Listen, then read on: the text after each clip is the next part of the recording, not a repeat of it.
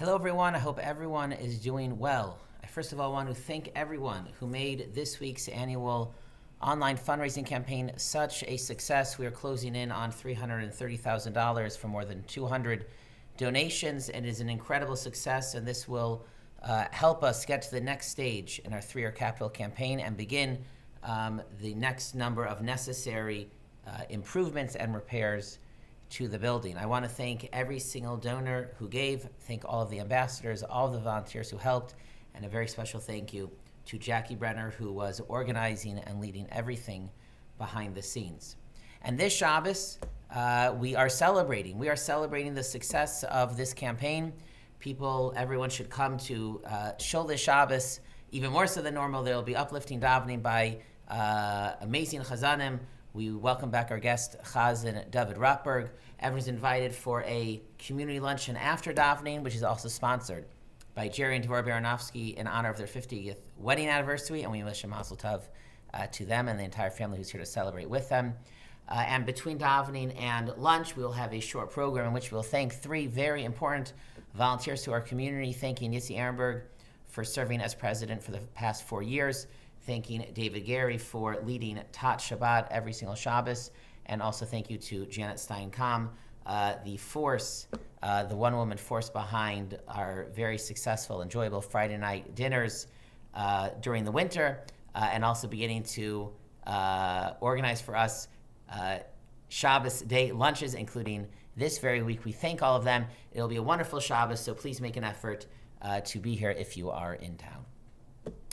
This week is Parshas Korach, and the Parsha opens with Korach's rebellion against Moshe Rabbeinu. And the Torah does not provide much of the dialogue between Korach and Moshe, but our sages in the Medrash elaborate and explain how Korach challenged Moshe and tried to undermine his authority in the eyes of the people.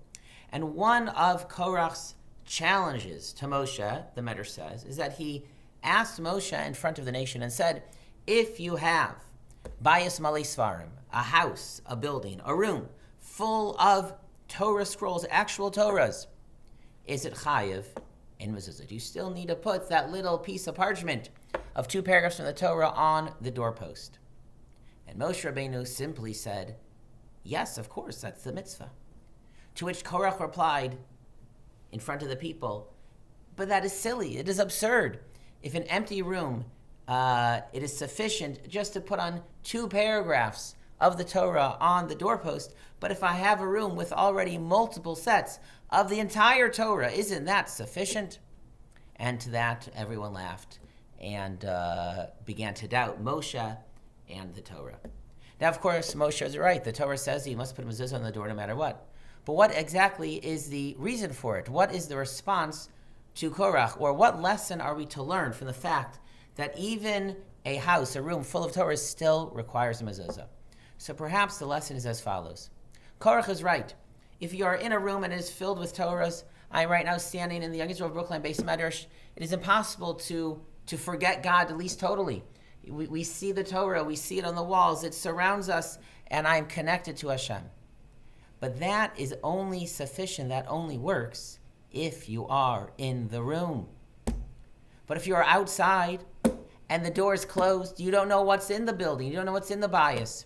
And even if you know, you don't see it, so it doesn't affect you, you're not inspired. The mezuzah must be placed on the doorpost, visible from the outside, even when the door is closed. Halacha is that the mezuzah can never be behind the door, it must be in front of the door. In other words, the mezuzah is for the people not inside, but outside, so that if you are outside, you see the mezuzah, and you know this is a Jewish home.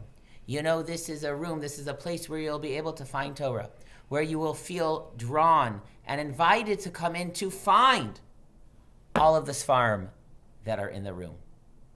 And similarly, the mezuzah is there to be a reminder for those people who were inside and who are leaving, that on their way out they should remember that they are to take the Torah with them. They are to take the values of the Torah, the guidance of the Torah, the inspiration of the Torah, the connection, and it should go with them beyond the walls. And the mezuzah is saying, take some of it with you when you go outside. Korach said to Moshe, Kol ha'ida kulam kadoshim, we are holy, we are good, we have already made it, we don't need you, Moshe. But Korach's mistake was that, yes, The Jewish people, we intrinsically are holy, but what are we to do with that? How are we supposed to spread that beyond our four walls? Or how are we supposed to be a light that attracts people and others to come in to our world of Torah? That was Korach's mistake, the mistake of not understanding the purpose of the Mezuza. You may have a house, a building, a home full of Torah, but we are also meant to project it outwards, share it with others, take it with us beyond that, and invite others in. May all of us in our lives, in our families, literally in our homes, and this shul, the Young Israel of Brookline, the physical building and the community that it symbolizes, we should continue to grow and to be strong.